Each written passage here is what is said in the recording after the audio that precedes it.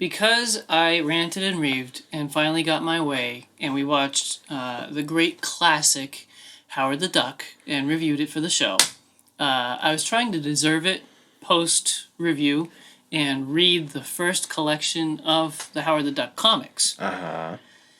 I couldn't make it, dude. I got like halfway, and it's fine, but I, as a little boy in an adult man's body, which is arguable, could not pay attention long enough to read the old school comics, because it came out in the 70s, and the colors are so bright because it was printed on newspaper and whatever. They had limited colors. It's fine. If you can read old comics, definitely read Howard the Duck, but I can't do it. So would you say it was over easy or poached? I really like poached eggs. Really? I really love poached eggs. Nobody's ever made them well enough, and I can barely do it myself. See, you need to have the whites cooked, obviously. The yellow's kind of cooked, but just a little bit of runny yellow. Not much. Yeah. It's got to be done perfect. That's usually the problem, is either they get, like, essentially just turned into boiled eggs, or it's too much, and then they, like, break in the transportation process from getting it out of the pot into my mouth. Yep. You also need to have 2 sets of buttered English muffins to sop up everything.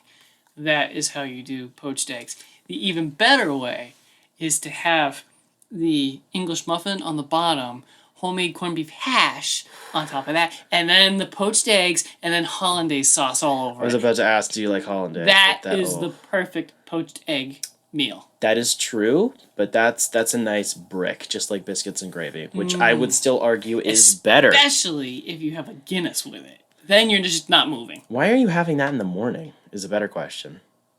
That is a dumb question to ask me. Don't ask questions you don't want the answers to. Why buy a comic that might cost more than a dime? Come meet the brothers who are here to waste your time. So welcome back to the Dime Comic Bros podcast. As you can probably tell by the audio, there are only 2 of us today. It is I, Spencer, your daddy. And it is I, Jacob. I like to word sentences weird. Yeah, you do. Colin, you started it. Colin is doing life today. He's out adulting like an idiot. Stop being stupid. Come talk comic books with us. Very true. Nerd. I think that's essentially what we've said every single time. But it will continue until he makes it like a whole year with just only showing up. But we'll see. That'll take a few simulations to get there. Do we want to just jump into the news? Yeah, sounds like fun. So we will jump right into the Matrix. So we had the first trailer for Y: The Last Man, which is going to be coming exclusively to Hulu on September 13th. So I remember hearing something about this when it was announced that it was being made a couple of years ago. I was like, cool, whatever. It's another adaptation of an indie comic. And I was like, okay, that's nice. And then I remembered I had read some of this when I was a kid. Like, very briefly, not a lot, but like I flipped through a book in a store of it because I wanted to do some vague, some idea what I'm looking at aside from just looking at the Wikipedia. And it was like, oh dang, I remember some of this, and that was pretty cool. The trailer looked good, visually speaking at least, so I'm interested. I don't have Hulu, so I'll have to bum off of somebody. It comes from Vertigo Comics, and I've seen the covers everywhere, and it's always been on the fringe of my radar, like, yeah, I'll get to that someday. So I'm excited to have a TV show to introduce me to the series and probably get me addicted, and I'll just go out and buy the books, because it's more yummy comics. Comics are yummy, particularly from like the larger indie publishers that you can barely even call indie publishers. Right. They're great. Yep. HBO Max released the first trailer for Doom Patrol Season 3, premiering 10 days after Y, September 23rd, 2021. Yes. Yes. More now. Put it in me. I love this show. I know you and Colin were not terribly impressed. No, not really. And really weren't with at least one of the comic runs. I love this stuff. I really do understand why, because I didn't get this stuff when I was a couple of years ago. Like, just where I was with what I was reading, I didn't get it. And then I get it now. Right. And Which is completely fair. I want it now. Also, the fact that season 2 had to chop off its last episode because it was right when COVID happened. They weren't able to finish the finale, so they shipped it with 9 episodes instead of 10. Oof. So then that got pushed to be the opener for this season. Like I think they'd done like half the episodes filming, and then they had to pack up, and then I need it. It ended on a cliffhanger, and that came out, I want to say, late last year. I believe it might have been very early this year, but I'm just going to pull up the date real quick because it's going to kill me if I don't have an actual stat answer for that. Season 2 aired in June of 2020, and then it got renewed in September. I remember we talked about that. The announcement trailer was kind of cool. That was, I believe, at Fandom, actually. Anyways, I'm looking forward to this. I need it in my veins now. Wow. From Polygon.com, newsletters. They aren't just for successful Twitter personas and fledgling media brands anymore. James Tynion IV, the current writer of DC Comics' The Joker and flagship Batman, will soon wrap up his assignments with the comic publisher in order to launch a new line of creator-owned comics on Substack. Known for juggling indie projects like The Department of Truth and Something is Killing the Children with major DC tentpoles, Tynion will kick off the newsletter with Blue Book, a series about true-life documented UFO encounters that teams him with artist Michael Avon Oming from Powers and letterer Aditya Bidikar from the Department of Truth. Tynion's Substack launches in early September. It is unclear when the writer's run on the core DC hero books will end. This is really cool, just hearing about like more creator-owned publishers coming out, so big fan of that. The real meat and potatoes of this, I think, is who do we think is going to take over the Batman run right now? Well, I'm kind of confused about what this is talking about. So he's releasing his own line of comics, his own storyline?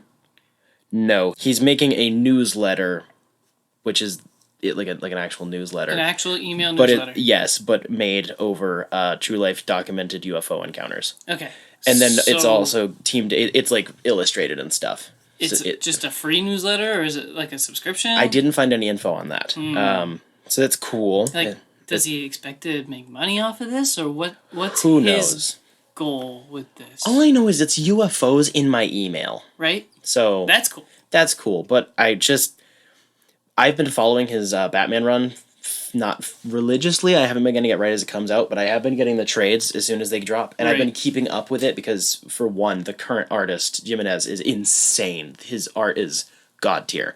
And also the plot lines have been really cool. They've been filling the gap between current time and the future state stuff, which is basically just canonical now.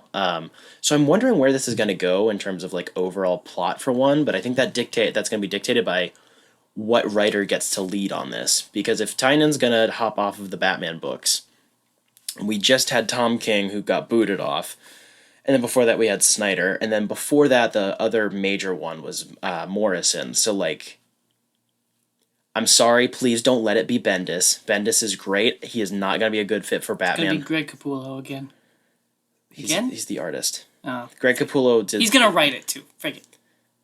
I mean, I'd be down for that, but I feel like that's not going to happen. Do you have any speculation on that? No, I have no idea. Just, not to be negative, please don't let it be Jeff Johns or Brian Michael Bendis. They're not good fits for Batman. Anybody else, I'd honestly Donny be down. Cates. Bro, I would absolutely crap myself. I would too. Because I've loved everything I've read by him so far. He is great.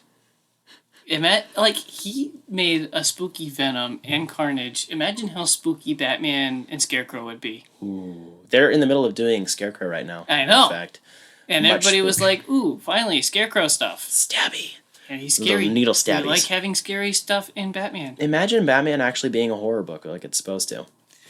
From DCComics.com, Robin fans have a lot to be thankful for this November. That's assuming a lot.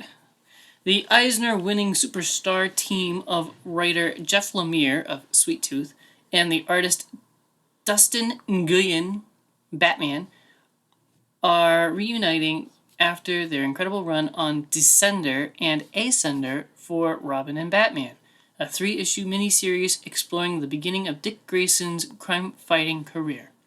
The world's first sidekick is just starting out at the side of Batman, struggling to find his own path from personal tragedy to being a superhero. It's an intimate look at the first growing pains of one of the legends of Gotham City in this gorgeous 40-page, 3-issue prestige format title. I am honestly looking forward to this because it sounds like it's like a soft sequel to Robin Year One, which was really good. And also, I just love like origin stuff. I'm a sucker for it. Also, it's just 3 issues, which is very nice. It's short and to the point. Short and sweet, like my women. What? What? Wow. When Colin's not here, you start talking about him like that? You are a horrible boyfriend. I know. But it's true, though. He is short and sweet. Is he sweet? He's kind of salty. He's sweet to me. He needs to eat more pineapple. Late night. You're terrible. I know. From EW.com, we mostly think of Batman as a street-level crime fighter honoring the death of his parents by cleaning up Gotham City from criminals and supervillains. But the Dark Knight is surprisingly adaptable to other genres and time frames. He's been a vampire in Batman Vampire. I know, right? Crazy title. Wow. In a Victorian-era vigilante in Batman Gotham by Gaslight, and a Russian revolutionary from Superman Red Son, just to name a few. But in a new DC comic, Batman will embark on a whole new quest in fantasy. Written by our boy Tom Taylor of Nightwing and Injustice, with art by Yasmin Putri. I have no idea how to say that. Putri. Oh. I said it correctly the first time. Nope. With art by Yasmin Putri, Dark Knights of Steel will take place in a new DC medieval fantasy world where Batman isn't even the only familiar resident. This world will be changed when a spaceship crash lands from a doomed planet, but what seems like the end of the world for many is only the beginning of this story. So yes, Superman and Wonder Woman will be a part of this alongside Harley Quinn, Black Lightning, and more. I spent the last 2 years creating a new epic fantasy universe for DC Comics, and Dark Knights of Steel is an absolute dream come true, Taylor told EW in a statement. Despite being the writer of the DC horror series Deceased, I'm actually a huge fantasy fan. Combining 2 of my favorite things, DC superheroes and high fantasy, is my absolute happy place. I grew up reading Lord of the Rings alongside Superman, Terry Pratchett alongside Garth Ennis, Robin Hobb and Mark Waid, Dragonlance and Justice League. Now I get to bring all this together with the incredible Yasmin Putri in the biggest story I can imagine. A tale of war and love, of despair and hope, of betrayal and improbable alliances forged in battle. Promising all new origins for Batman and Superman, for Harley Quinn and Black Lightning. Taylor says that this series is for the fans of shows like Game of Thrones and Critical Role. This is for the kids who took dice to school, who chose their own adventure and dreamed of flying in a cape. He's been teasing this for like a month now, and it's been killing me, and this is more than I could have ever imagined. So I think it was 2 weeks ago, we talked about Batman being a forensic investigator. Yeah, and you didn't like that idea. I kind of shat on it and said Batman is like the new Sherlock and he can do anything in any time frame, but this sounds amazing. Partly because it's Tom Taylor and I trust him with anything, but also... Trust him with my firstborn son. But also, it's in the same vein as Gotham by Gaslight. It's just, what if these set characters happened in a different time frame? Exactly. So it's the same characters. It's not like he's a different person like I was complaining about. It's just in a different world, a different setting, different time frame. So I'm down for it. This is so good. Especially from Tom Taylor. Yeah, he teased like the acronym for like the title, and the speculation was absolutely insane. And one of the panels leads me to that he like like a quarter of a panel with like one text bubble or whatever makes me think that there's going to be a Green Arrow or a Green Lantern involved. And if he does Green Arrow, he had better do some Robin Hood shenanigans with this. And I will absolutely blast over this. I hope for both, because Green Lantern riding a green dragon sounds awesome. Ooh, that's a good idea. That'd be nice. I'm actually kind of sad Colin's not here for this, because when he reads this, he's going to cream himself. Yes. This is right up his alley. I mean, it's right up my alley, too. I've been nerding out lately over the Lord of the Rings books. I've been reading Silmarillion and Fellowship at the same time. Okay, you're just dumb for doing that. Yes, I know. I think all 3 of us are actually more into fantasy than we are into superheroes. I think. Maybe. Probably. Maybe. Kinda. Yes. Yes. Ooh. I have no idea what I just did. That was the female version of me talking back. Probably. And that was the sound of Jacob smacking my ass. From HollywoodReporter.com, the long-in-the-works Spawn movie is back in action. Brian Tucker, who penned the 2013 Russell Crowe and Mark Wahlberg crime thriller Broken City, has been hired to write the script for the feature project. Jason Blum's Blumhouse Productions is behind the feature, which has Todd McFarlane, the creator of the comic and character, attached as director. Blum and McFarlane are producing. Carla Hacken is executive producing. The project has been percolating since 2017 and at one point had Jamie Foxx attached to star as the titular character and Jeremy Renner as a detective nicknamed Twitch. Several jokes you can make there. I was going to start putting in a coffee joke about percolating, but you kept talking too quickly before I could insert it in there. It's kind of like Tweak from South Park, but different. He's just Twitch. He's the crazy brother. More like Twitch is now a relevant word, and they're probably going to get sued if they use it. Oof. It didn't say that Jeremy Renner was playing a gamer girl as named Twitch. Bro, I would watch the shit out of that. Jeremy Renner would make a wonderful streamer cat girl. Yes, like he he has would. the ears on his Yep. headphones too. Yep. Oh yeah, 10 out of 10. However, because time has passed since their initial boarding, it is unclear if the actors are still involved. Insiders say they could be reapproached after a script is written. McFarlane wrote the initial script, which attracted the actors. I think when this was announced that Jamie Foxx was potentially involved, I think the reaction was, crap, they're going to cast some like hot hunky dude and then they're never going to hide his face, which is annoying. But it's finally getting a script, so that's cool. That is exciting. I'm not at all surprised that McFarlane is writing and directing, Yeah. because he did that to the animated show too. Which was and pretty good. It was. And I'm pretty sure he was involved with the movie, but I'm not quite... Dude, that thing was a student film and you cannot convince me otherwise. I don't know. I don't remember if he was part of that or not, but he just seems to have a strong handle on anything that is Spawn, which is good and bad. True. He did a really good run on Spider-Man as well. He did a Yes, lot of he good did. stuff with Venom. Yep. So speaking of hunky men, let us talk about 300. That is the number 3, followed by the number 0, followed by the number 0, which is a historically inspired comic book limited series from 1998, written and illustrated by Francis Milleris, and painted colors by Lynn Varley. It is a fictional retelling of the Battle of Thermopylae and the events leading up to it from the perspective of Leonidas of Sparta. Jacob, tell me about all of these hunky men. What do you think? So, I'm kind of spoiling when we review the movie, but I can support my views, so shut up. I couldn't read this book without having the faces of the actors in my mind. Same. It's kind of like reading Fellowship after watching the trilogy, because it was just cast so well. Absolutely. You can't go back and read Fellowship without picturing Viggo Mortensen as Aragorn. Like, it just doesn't work. You can't come up with another face for him. Did you know that when he kicked that helmet, he actually broke... Shut up! Did you know he broke a tooth on set? I didn't actually. Yeah, no, he broke a tooth during, I believe it was but you know, he actually, like, deflected that dagger with the sword. One of the times he did that, I believe it was one of those, he knocked a tooth out, and then they super glued it back on, and then they finished filming. In which film? What dagger? That was the end of Fellowship, unless I'm incorrect. If I remember correctly, it was during that, it was the Battle of Emmenhen, and he busted a tooth. Nice. But anyways, yes, back to 300 and perfect casting.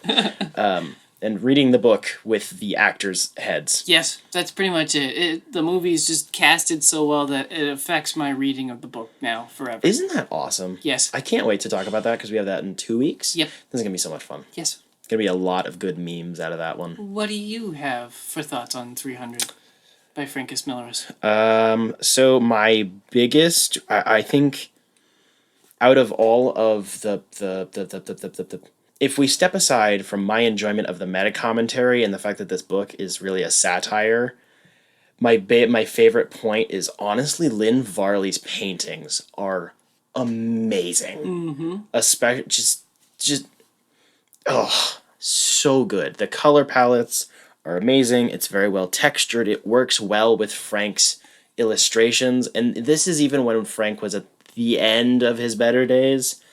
But even the rougher elements that he pencils are made infinitely better with the colors. It's amazing. It's so... Lynn Varley is amazing.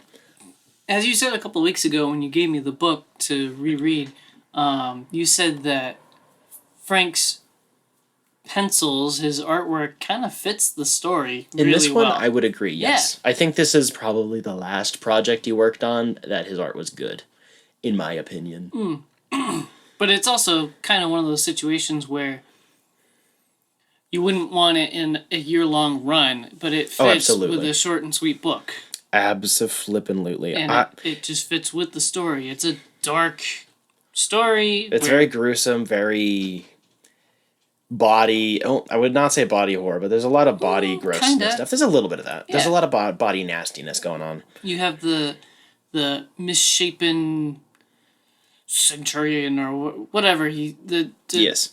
soldier trying to fight with or for Leonidas, and he's just kind of a gross blob. Yeah, that was rough. That storyline, that arc, kind of confused me the first time I was reading it, because I didn't understand how Leonidas and his band worked and operated at that point. Maybe I was just a little thick and wasn't picking it up fast enough. But wait. At one point in your life, you were a little thick? Shut up. Coming from you, that's rich. I have always been thick, good sir. Wrong kind of thick. Anyway. So I didn't quite understand why Leonidas wouldn't take him, even though he had good intentions, but I appreciated on reread that it drove that character to go to the enemy and inform them where the rascals were hiding and planning to attack and all that. So, I feel like if you called any of them rascals to their face, they would absolutely beat the shit out of you. They would have anyway, despite what I would say. That is very true. Yeah, they just beat you up for not being big enough. Yep. Yeah. Like I said, I think it can be a little tricky to, not necessarily to pick up on, but sometimes it can become a little murky what the themes are of this book, because it does that, it toes that line between satirization and critiquing something while also trying to make you enjoy it. And I don't remember the exact quote, but Frank Miller said to the effect of, I wanted you to root for the Spartans, but I wanted to make them as horrible as I could right up until the point where you would stop rooting for them. And I think it nails that, in my opinion, really well. Whereas you see this society that they worship is not good either. It's actually pretty nasty. They're a contradictory group of people. They're like, no, we're gonna free the slaves that are incoming. All these, but they also own slaves at the same time, all that sort of stuff. They're an inherently contradictory society. What they're fighting for isn't really what they're fighting for, and they're kind of lying to everybody about it. I love that sort of stuff, but it doesn't get so deep into its own satire, whereas you can't just enjoy casually reading it. You don't have to read into it for the subtext. You can just be like, wow, look at all these hunky men stabbing each other. And it's also kind of just a commentary on testosterone-driven stories. True. Like the 80s action movies, kind of. Sure. Didn't you know you can just keep firing guns forever? Yeah. There's no such thing as ammunition. Right. The gun just have 2 50 cals and just chug. Yeah. One-liners are for kings. Yeah. Crying is for bitches. Yeah. Yeah. Yep. Speaking of one-liners, I loved the one-liners in this book, but not because they're funny, because I don't find any of them funny, but they're very poignant, the good statements. You can understand why they would want to follow Leonidas. He is a charismatic leader who still manages to toe that line, and some of the not quite quips, but the little pot shots he throws out there are really, really good. The dialogue in this book is, I would say, excellent, but the voice-over narration is a mixed bag. And I think that's where the conflicting part of the themes come up the most for myself. I've read this, I think, 4 times in my life. And I think the movie makes an adaptational change that fixes it, which we will discuss when we get to that. But the book's narration, like all of Frank Miller's works, the narrator's perspective changes all the time, and it's obnoxious because it goes from being, this could be Leonidas, or this could be any of the Spartans, or this could just be God, or like whatever. And it makes it confusing what the narrator's getting at, essentially. Like, why is there even a narrator if the perspective changes, but it's never clear if the narrator's a person or not? And it's implied, but only if you really look at it closely. I'm looking at you strangely, waiting for you to explain yourself. I'm gonna get more into that on the movie end because it's a lot easier to discuss. But, like, point being, the narrator will speak basically from Leonidas's perspective, or it'll just talk as, like, a vague, like, this is Frank Miller commentating on what's going on or whatever. It's not a set first, second, or, like, third person perspective. It's all over the place. And it's really, really weird. I'm pretty sure it's explained in the last couple pages. It's the dude that he sends back home to tell that they went on a suicide mission and tell the queen, and, well, Leonidas's bae, and whoever's in charge now, what happened to them. It is, and that's the point, is on the whole, yeah, it's Dilios, Yes. the second most important character in the book. Yes. But most of it doesn't make sense from Dilios' perspective. When the book wants you to think it's Dilios. And that is, I think, ultimately the point, and that's where Frank Miller's kind of off of his rocker in terms of it making sense.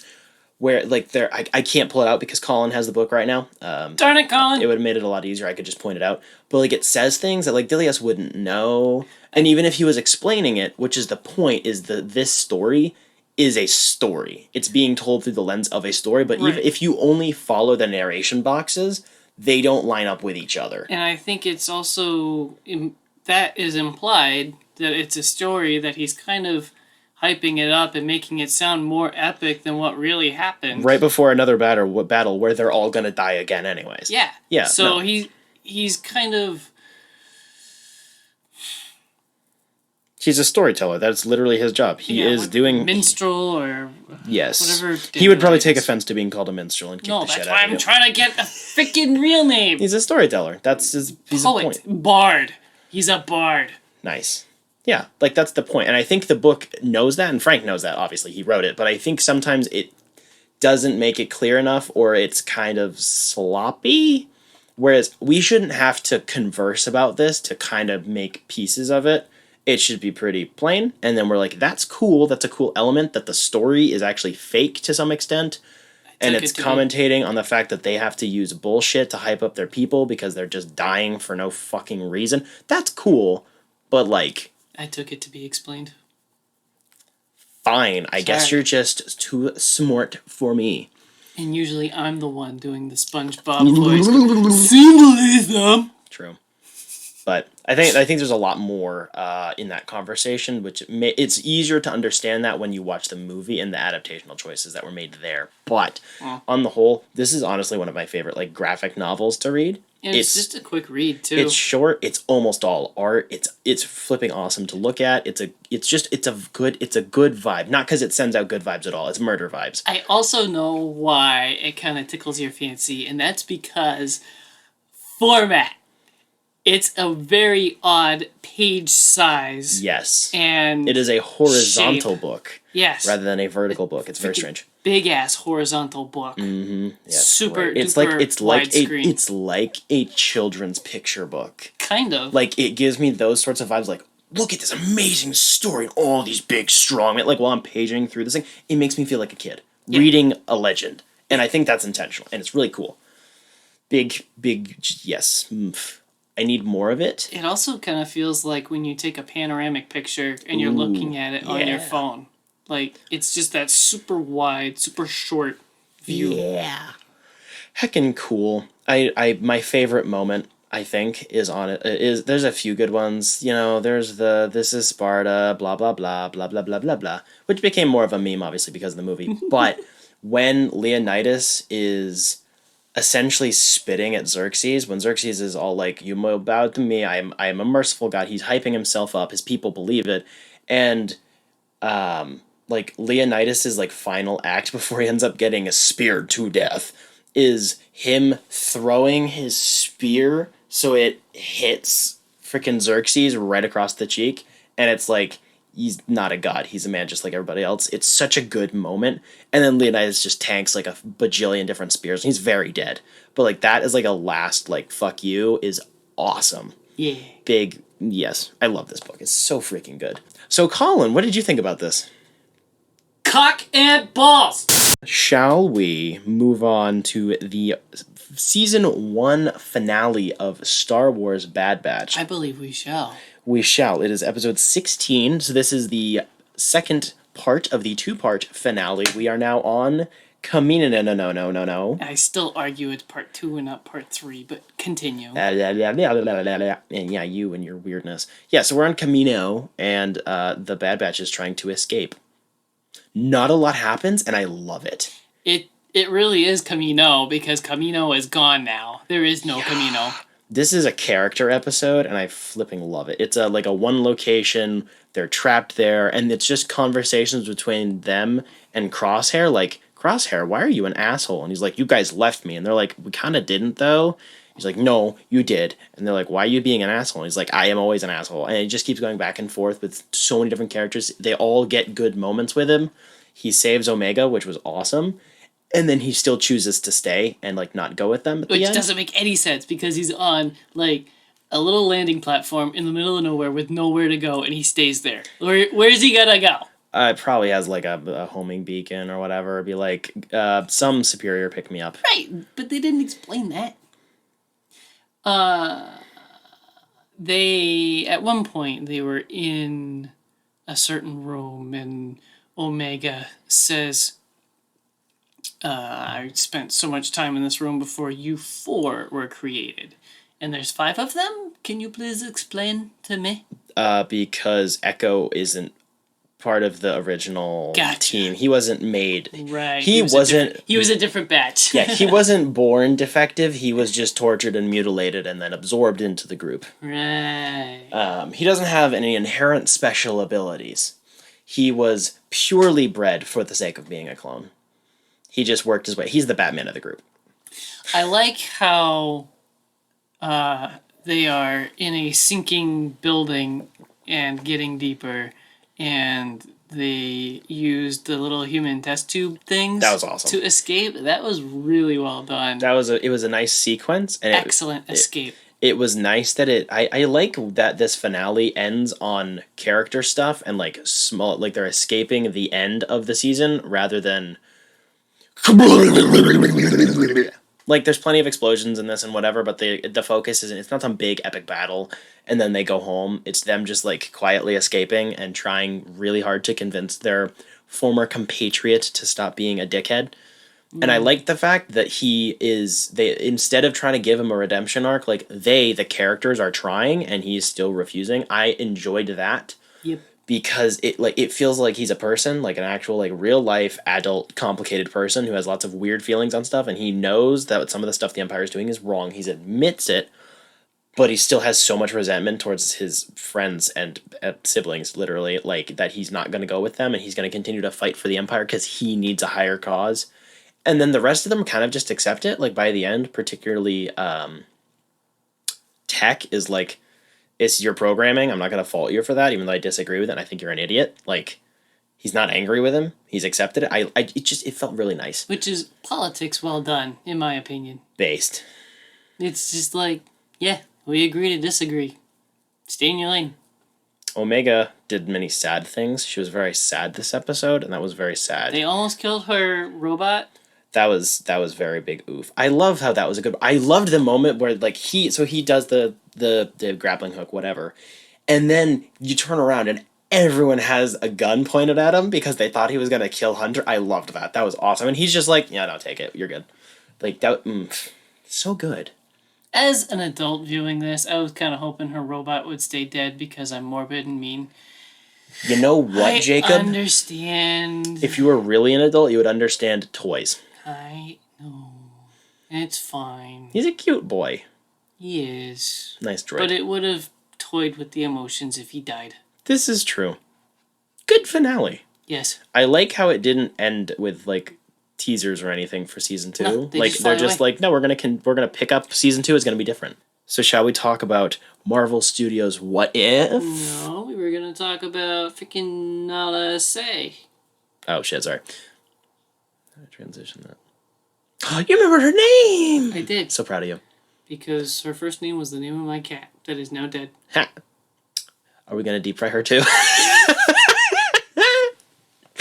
We can get a sequel for that clip.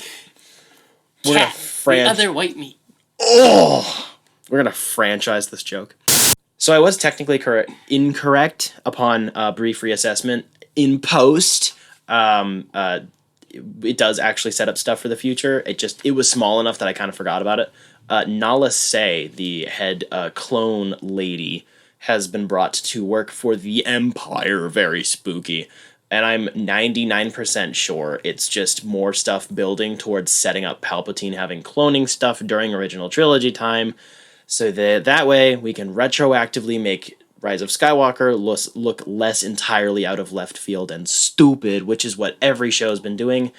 And I hate that they have to do that, but I can respect that they're trying to make their fellow other writers and directors not look horrible. So I can kind of appreciate that. It does add more connections. And I don't think it's anything more relevant for this show. I'm pretty sure. I feel like she's just going to go off and we're never going to hear from her again. I think it's just a literal example of the Empire now has, like, essentially universal control over cloning in the galaxy, I think. I don't know. It just feels like... Which one is less evil? Trying to explain away the boo-boo or trying to retcon the boo-boo? There's really no winning. This is very correct. So how about we talk about something that is not retconning and is not even fixing things that weren't broken but is making them heckin' cool. Marvel's What If Episode 1. Yes. That was a nice transition. So this is the episode about Captain Carter. So what if Steve did not get to take the special juice and then Peggy took the special juice? Oh, yeah. Honestly, this episode was more than I had hoped for. Yes, and absolutely. It was flipping awesome. Yep. This is probably my favorite Marvel show since they started making Marvel shows on Disney+. Honestly, yes, because I think this is... I mean this in the most non-insulting way. This is like the perfect children's show. Yeah. Because it essentially condenses a whole movie into a 30-minute segment. It's stupidly fast-paced. It gives us, the weirdos who like to think about these things, new ideas to ponder on, while also keeping roughly close to the original plot outline in a vague sense, while changing things. It has very nice messages for the chillins, and it's just kind of cute. Like, it's very over the top. It's insanely goofy in the best way possible. I think it's funny that they kind of cut some of the darker events, even of the regular movie. Like, the first Avenger is a PG-13 movie, and they kind of danced around some of those things because this is for the kids. Yeah, and I remember when we talked about, like, I think it was when the first trailer came out or whatever, the animation being like, this is looking more like for kids than we thought, or whatever. I think it's fairly well solidified. This is going to just be there, like, it's going to be present. This is not going to build on anything. None of these characters are going to come over to the main universe or whatever. But, like, this is, like, whole ass just for kids. Like, this episode is so over the top with its, like, messaging. It's adorable. It's like, yes. Misogynistic men are cringe. Let's just kick the shit out of them the whole movie. And that's all it is. I like how the first Iron Man suit was made for Steve Rogers, and they use it in the fight scenes. Oh, I didn't see that coming, honestly, when it was happening, because I hadn't put together that those scenes in the trailers were from the same episode or whatever. I barely watched the trailers after the first one. And I was like, what are they going to do with Steve? Steve is just, like, so tiny, and she's just so big. It's so freaking adorable. Because the dynamic is almost the same. Yep. But it physically represents itself differently. I loved that. They're so goofy and adorable. This episode was so cute. It's something I'm going to say again and again and again, but it keep tickling my heart. Like, I'm not like, I'm gonna cry if they kill him or whatever, but like, it's just so cute to watch. It's so over the top and goofy, and then they almost kiss, but then Howard's like, haha, let me watch. That was when I read that. Right? Yes. Howard Stark is probably a cuck, but oof. But he made a kid. If Colin was here, that's what he would say. Of course he would. Prove me wrong. But like, that was really when I realized this is for kids. Yeah. But it's so good. See, when I realized it was for kids was when the Iron Giant is flying Peggy Carter around in a helicopter dogfight, and she kicks one of the pilots out of a helicopter, and he didn't go through a propeller blade, which would have been referencing the first Avenger, but they can't do that. So they intentionally went, look, parachute. And then she did it through the propeller with her shield. That and was I'm like, so cool. Come on! I love that moment. I love that outfit. And I love how different it's a kid's show. They could be cheap and reuse animation. She fights very differently than Steve, and I love it. She's really flamboyant, and she's British, so fair. But like, just the way that she throws the shield and kicks the crap out of everyone and is talking the whole time, so good. I think calling the British flamboyant is borderline racist, but I'll let it slide. If you're American, it is acceptable to hate the British, and if you're anyone who's not Italian, it is okay to hate Italians. Okay. Because Italians are scumbags. All right. Sorry, Wesley.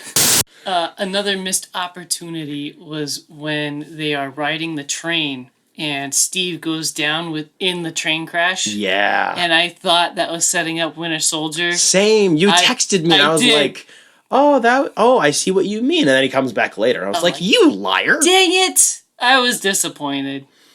I have one complaint. Ooh. One more positive, one complaint. Jeffrey Wright as the voice of the Watcher is awesome. Yes, just wholesale, absolutely. Really good choice there. And my one complaint is the mixed voice casting is killing me.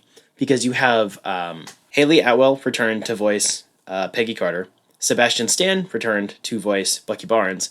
I think maybe some of the smaller people did. Chris Evans did not come back to do... Neil McDonough came back as Dum Dum. And there was one more... Essentially, all of these smaller actors who are cheaper came back, and the expensive people did not. And I understand the business... Hugo Weaving and Chris Evans. Yeah. I mean, Hugo Weaving just hates Marvel now, which is fine. Knock yourself out. But, like, you can tell they reused a couple of his lines, and then the rest of it was new dialogue recorded by somebody else who did a fine job. Same thing with the guy who was doing Steve. But you can tell, and it changes the chemistry between them a little bit, and that bothers me that Marvel is being cheap about it. And this is also referenced externally to the fact that nobody asked Drax to voice Drax. Sorry, nobody asked Dave Bautista to voice Drax in the Guardians episode. And even, like, he voiced that publicly. James Gunn was like, what the fuck? Why didn't they do that? And apparently Kevin Feige was like, that would have been a good idea. Who didn't do that? So it sounds like somebody who's either show running or whatever is being really cheap and or lazy. And that does bother me because it changes the voice dynamics a bit. However, my only comment on that is that the same guy that did Red Skull in this show did him in Infinity War and Endgame. Yes. So that's that fine. Little bit of runoff. But dude, it was so odd. I have to... You remember watching Infinity War? Yes. You remember seeing that and being, holy flipping shit, they did that? Yeah. It was... that was 2017. I also remember sitting in the theater going, that's not Hugo Weaving. Same. He looked heckin' dope, though, yes, as a CG character. He looked really good. Yep. He floaty boy. Oh my Scary gosh. floaty. I can't believe that. That was 2018, actually. Sorry, my bad. Holy crap, that was so long ago. But also, that was one of the best moments. That's so left field. Perfectly makes sense, though. Yeah. Some of us predicted it might have happened, but we didn't actually expect it to happen. Good episode. I look forward to next week. I have a joke Ooh. that I haven't used on either of you because I was waiting for this. If Steve Rogers, as Captain America, is America's ass,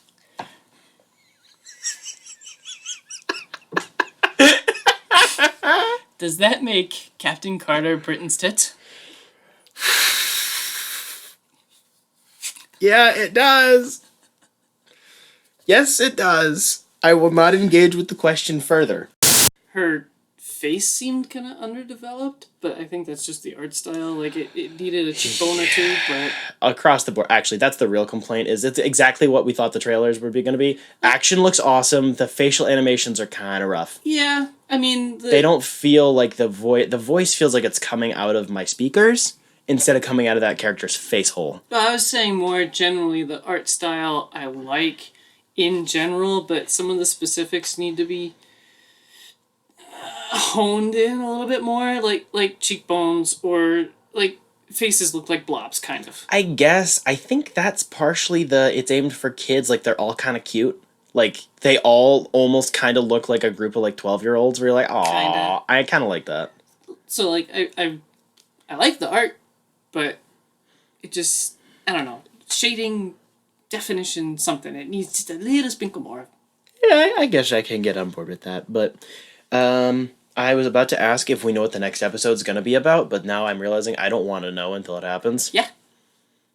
Because I know we know, I think at least 4 of them were specifically told to us. But I know for a fact it's out there. But I cannot wait for Zombie Hunter Spider-Man who does honestly magic. Oh, just want to take each week, like, as I'm clicking on it, because if I know what the next week is going to be about, I'm going to spend a week thinking about what that's going to be. And I feel like this doesn't really need speculation. It's simple, it's nice, and it's good. But that's kind of the point of What If series is like, yes, you're supposed to speculate what if this happened. Yes, but I mean more in the sense of like they're giving us a potential, like their interpretation of an answer or whatever for this thing. So like speculating on what they're going to do, I think is a little much. In that sense, it feels like that's always a way to ruin your expectations. It's 30 minutes to cram in a 2-hour movie. Right. But admittedly, a big highbrow actor that they do have is Chadwick Boseman did do lines for Black Panther / Star-Lord. And this is his last performance, and that's going to kill me. It's like the last thing he ever did. So, oof. Big oof. Shall we move into the section where we discuss what we've been doing? I've been doing Colin. I have also been doing Colin. That's why he's not here. He can't walk straight. Yep. Well, that was a quick segment. Let's move on to our Patreon. What have you been up to? Please tell me. I need to know. You've been an absolute tease. I know. Let me pull up my notes. I read the Velvet Omnibus. That expression is great. Number 1 released in 2014, but the Omnibus released in 2017. It is written by Ed Brubaker, or Brubaker, depending on how German he is. Art by Steve Eating. Colors by Elizabeth Breitweiser. No, Breitweiser. Strong Spanish name. This includes 3 runs, I guess, Before the Living End 1-6, The Secret Lives of Dead Men 1-6, and The Man Who Stole the World 1-6. The main character is Velvet Templeton, working as a secretary. She's semi-retired from being an agent. Imagine this is basically like a James Bond, but it's a woman story. So she used to be an agent like James Bond, but she semi-retired and is now working as a secretary. One day, an agent is killed, and she has this idea of like, oh, I might be able to help with the investigation if I go here, the super secret hideout or whatever. She looks into it and gets framed for the murder. Oh no! So the sexy secretary stops filing papers and stalks away as a super secret spy. Did you write that? I did. Oh, wow. That's amazing. I spent like 10 minutes trying to get all the S words in. So they interrogated her, and they said, where were you when Secretary was killed? No, she jumps out a window and flies away. Yeet! The rest of the book investigates this murder, figures out it's related to the death of her husband, who was also a super secret spy, and tracks down the man responsible for it all. Whoa. Across all 3 runs. I'm very glad that I got the Omni, because I have... What got me onto this was I found issues 1-6 of the first story bundled together in a comic store. Whoa. And I looked online, and the Omni was $10 more, and it came with the 2 other storylines. So... Dang. It was kind of common sense to go with the Omni. Steel. The art is amazing. It's dark, shadowy, but still really detailed. Velvet always has like a charcoal look about her, at least her hair does, and I really like the flowy thin hair. There's car crashes and raining glass and rain, and it all looks well done and very, very detailed. But there are also like wide shots that feel painted, kind of like the backgrounds in the original Star Wars or something. Like really nice paintings. Very nice. The dialogue is short and succinct. The story is good old-fashioned spy stuff, but kind of flipped on its head because it's a woman and not a womanizer. Wow. I wrote that one too. Bro, you should write synopses for like the back of books, like the little leaflets. Feminism. Except for the part where she's not afraid to screw someone to get the information she wants. It's a manonizer. So this book is rated M17+. There's like a couple booba shots, but it's really, really small and detailed. Like blink and you miss it kind of stuff. There's Yes. some language What do you mean it's not Michael Bay trying to check out Megan Fox's ass through a camera lens? all the time. Right. No, it's like, it's quite minimum for content. Oh, and also every single character smokes because it's the 1970s. Which I kind of appreciate. You need smoking characters and spy stuff. If it's spy or noir, yeah, everyone needs to have lung cancer. This kind of feels like the best Black Widow book you've never read, mostly because Marvel can't make a Black Widow book like this without making it in the Max series, which I wouldn't mind. Yes, and also you really just need to read Ed Brubaker doing Black Widow. Because Ed Brubaker is amazing. You keep swapping Brubaker and Brubaker. I know I've only said Brubaker because it's the only accurate one. I intended for this to take me a little while to read, because it's kind of a big book. Not bad, but like I expected to get 2 weeks out of it, and I read it in like 3 or 4 sittings. Oops. Excellent book. Everyone knows I love me some noir style stories. 4 out of 5. Need more. Nice. Would the score go up or down if there was more booba? Honestly, probably down. I like it being not really there. More implied than visual. You heard it here first, folks. Jacob does not like booba. No, I don't want to be swimming in booba in a big comic book story. You had to finish that sentence. The back of the book says $50. I got it for 30. Hot damn, that's not bad. Nice. It's a nice feeling omnibus, too. Yes. Very good binding. I have Very no idea. tight Like, binding. I feel quite lucky finding this book because it's really good. Spencer, what did you do this week besides calling? Something Colin probably would like the art of and not like the writing of, or maybe not. I don't even know where I was going with that. We can never tell what Colin likes for art or not. Same. So I read Superman Earth 1, Volumes 1, 2, and 3. They came out in 2010, 2012, and 2015, respectively. All 3 were written by J. Michael Straczynski, who is awesome. I believe he is still retired right now. I believe he started having some health complications. The first 2 are penciled by Shane Davis, and the third by Ardian Syaf, who is a very controversial person. I would not recommend looking him up. Which was stuff that took place after this book, but I feel like mentioning that. So Volume 1 is an excellent contemporary imagining of the Superman mythos. The world building is really unique and topical. The dialogue is sharp, and the art is absolutely outstanding. It's almost photorealistic sometimes. The covers also are like absolute god tier. I understand why some people dislike the more contemplative, contemporary, in quotations, somber type Superman. I do get why people don't always like that. I do. This was my first Superman comic ever. So this kind of fed into the way that I always perceived Superman. So that probably has something to do with it. But I think people saying that this can't be Superman because he's a little bit darker than normal, or he's a little bit more angsty, are just wrong. You can have characters that are up for interpretation to an extent, and that should be all of them, and he is a Superman in his own right, and I think he kills it. I thought it was contemplative. I think you can say it both ways.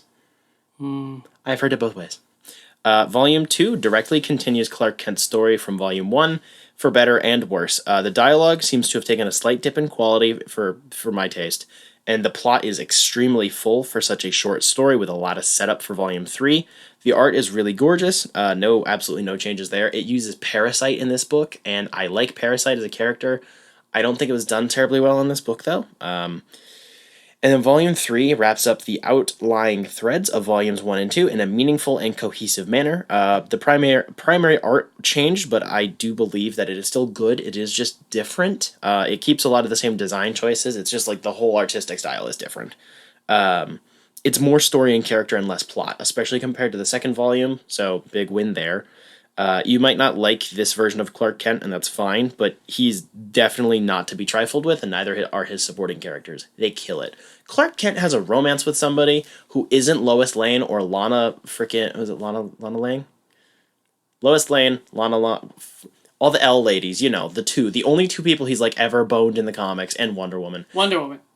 Outside of those three, this romance is awesome. It's not mind-blowing or anything, but it's nice. This Superman's 19. That shocks me. Yeah, it's because you're so in love with Superman and Lois Lane. Yeah. I'm surprised. Absolutely. I think some of her personality got absorbed into other iterations of Lois Lane, but it's great. It's not like it's groundbreaking. I'm not saying I don't ship this version of Superman and Lois Lane. I do. But I think it's nice. It helps him explore his human side, particularly because she doesn't know for most of it. So it's nice. It's something unique to this universe.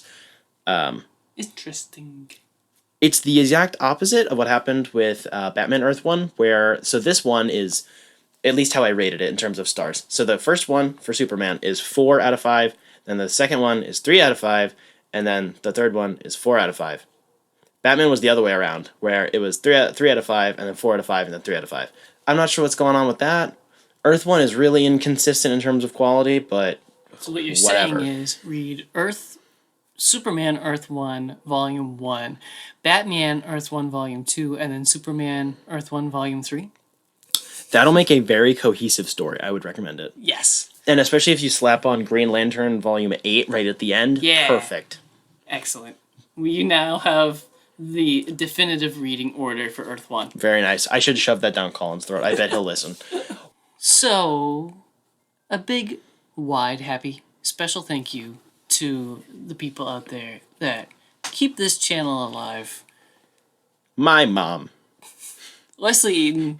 Yes, my mom. Jeff Flores. And the super special Business Casual. You guys are awesome. We love you so much. If our listeners would love to support us, like these three special people in our lives, they can go over to patreon.com/dimecomicbros. We have 3 different tiers there, starting off at $1. I know it's a big task, but it's $1. That's the lowest Patreon allows us to go. Do you even give us $1, Jacob? I mean, I bought a microphone. And I guess that's fine. I supported some of the sticker orders. So yes, I've given up $1 or $2. Fine. I must say, these people very, very much so are simps by the actual definition of suckers idolizing mediocre. Oh, yeah. These people are overestimating how great we are and just giving us money for existing. They're not going to get anything outside of this content. There are no secret benefits you get out of this. Yeah, there are. Secret benefits. All of them are known to the public. Except my DMs with Wesley Eaton. But that's because he's very cringe. We have enough stickers and posters and business cards. I think that we should order, little ceramic mugs with a bunch of simps as Christmas presents for our Patreons. Yeah, we probably should. It's not a horrible idea in general. We should probably do something special for them. Extra special content for them. Also, if you are a Patreon, you get access to extra special content. Yeah, lots of clips of us getting really down, nasty, weird stuff that we don't want to put out there for the public to know about. Pretty much. It's mostly that. but also weird rabbit trails and discussions about things that don't really matter, but are still kind of related to the show. It's still not political over there either, folks. Yeah. That makes any of you weirdos happy. So yeah, please Just support our show. dodges it entirely. Nice. Also get clips of us having bodily injuries on air. You can access all of our episodes at least a couple of days early over there as well. Sometimes they are up as soon as they're done being edited, which is some days it's earlier than others. But they're always up early for all of our patrons.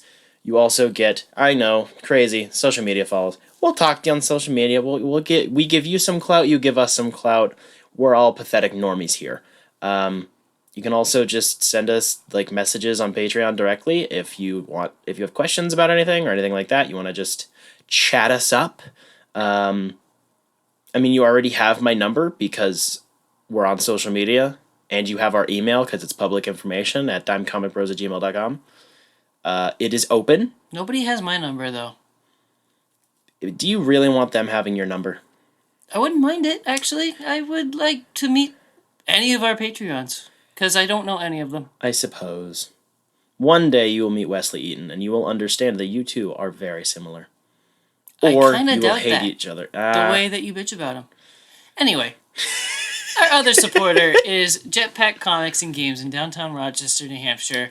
A place filled with daddies. Yesterday, as of recording, was Free Comic Book Day in Rochester, and I missed the entire thing because I had to work. So, Spencer, could you please cream about Free Comic Book Day for a while? Heckin' cool. Colin and I got to hang out, which was pretty neat. We handed out business cards and stickers for free to anybody who would take them, which honestly was a lot of children that wanted stickers. Hopefully they don't look us up because we're not exactly the most child appropriate, but you never know. We got to have some cool conversations with some just normal people, got some pictures with some cosplayers. Colin and I got some derpy photos together because reasons. Colin actually whipped up a couple of really nice illustrations in 2 minutes for our table because we realized we didn't have signs saying that we had free stickers. Get to the point. He pulled a drawing out of his ass and then we put it on the table. No. Get to the other point. Oh, the other point. We got to meet Daniel Warren Johnson, which was absolute win of the year for both of us. We love his work across the board, and it was we knew he was going to be there, but honestly, we didn't expect to be able to talk to him just based on us running our own booth, maybe not having time to get away from it. We didn't know where people would be located. He was like 3 tables down from us. That was awesome. We got to talk to him. We gave him a sticker or two. Got to butter him up a little bit. So if you're listening, massive thank you to you. You made my bloody day. Week, year, for sure, absolutely, for sure, whole year, all of 2021, him and then the Snyder Cut getting released made this year the best year that will never be topped. Colin got to show him some of his art. They got to talk about that was really cool. And at some point, whenever we end up discussing any of Mr. Johnson's topics, any books he's worked on, we may or may not be able to have him on our show.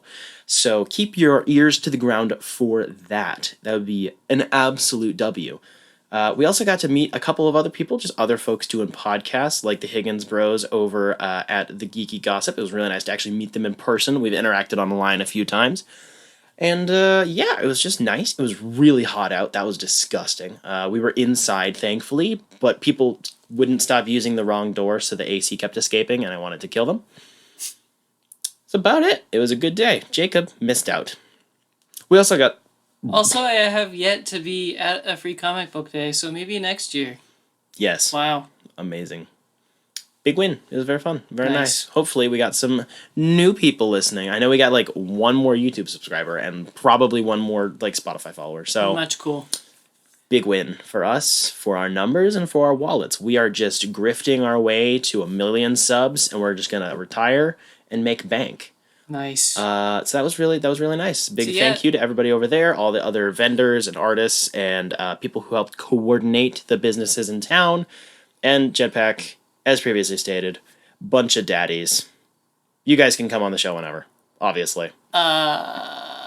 If you are out in the wildlands of the interwebs and want to talk to us about anything, everything, hit us up on the interwebs. We are on Facebook, Twitter and Instagram. That is correct. Congratulations. And also Gmail. Yeah, we have... all under the name of Time Comic Bros. That is correct. If you want to send us Twitter DMs, and I can tell you all about Jacob's sex life, or... It's pretty easy. He'll send a period. That's it. Self-roasting is the best. Yes. Yes, we have plenty of content on all of our social medias, some teasers of our upcoming episodes, sharing some news, sometimes some news that we don't end up discussing on the show, all sorts of crazy shenanigans.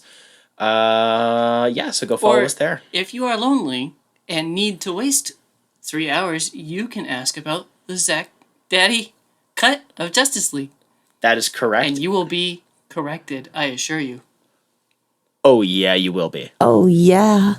Next week, we will be discussing Dark Knight Last Crusade, which is a 2016 one-shot about Batman, written by Frank Miller, Brian Azzarello, and also illustrated by John Romita Jr.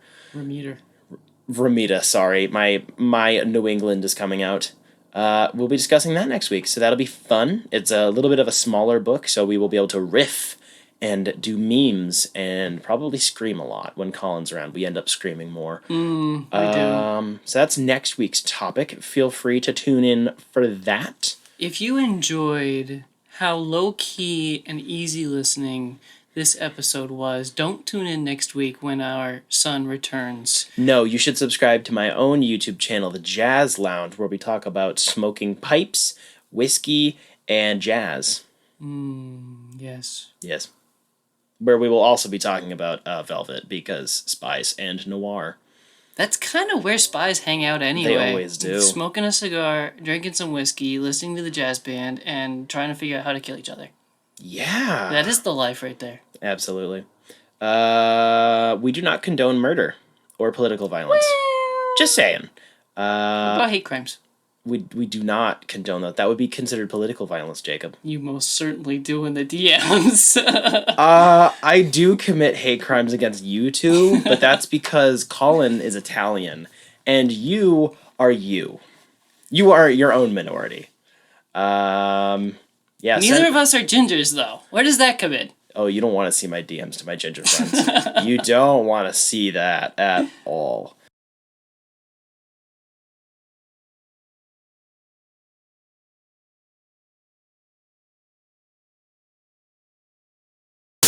Oh my gosh, words. I just did some words. Holy shit. Comic book miniseries. Actually, it's a graphic novel. It published in I'm going to say all of that over again. That didn't come out right. Why did I write it down as a comic book? It's not a comic book. Shut up. Did you know that he, Legolas, and Gimli were hurting really bad when they had to run across the wilderness for days? Did you know that... All right, Samwise Gamgee actually stepped on a nail in Amon on the beach, and they had to stop production. Really? I swear, every time that every good nerd knows when the injuries occurred on the sets of those movies. Did you know that for a split second, Bilbo grabbing for the ring is actually a puppet? That's actually a good one because not a lot of people know that. It's still the scariest moment in the entire trilogy. Abso-freaking-lutely. All right. That and when you can see Gandalf's watch. Anyways. What? Yeah, you didn't know about that? No. It's really funny. I also had to look up when you could see the car because I didn't remember that. Yeah, that one's very that one's the only reason someone spotted it is because someone was looking for it. That hat is older than me. Probably. Booba. Ooh, booba. Ooh, nice booba. I'll read it at some point, bro. Great. Oh my gosh, dude, I literally have like 8 books. Every book I love, you need to read and justify my love. I'm not your fucking boyfriend. Stop trying to be me forcing all my books down my fiance's throat. So you do the same thing. Yeah, I tried, and then she got about 3 panels into Serious House on the Serious Earth, and I'm never doing this again. Fine. Fuck Colin.